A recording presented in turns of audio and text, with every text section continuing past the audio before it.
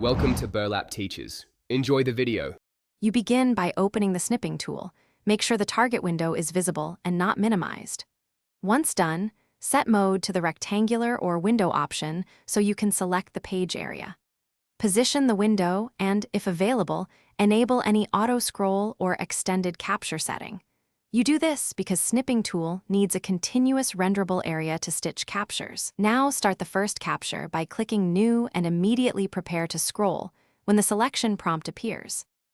Once the selection prompt is active, start the capture and scroll deliberately, either with the mouse wheel, page down, or arrow keys.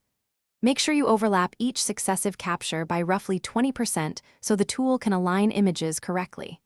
Pause about 1/2 second after each scroll to allow the page to finish rendering. This reduces artifacts and blank areas. If the page has dynamic content, wait a bit longer. Repeat until you reach the bottom of the content you want to capture. You finish by reviewing the stitched capture, then crop or annotate as needed before saving.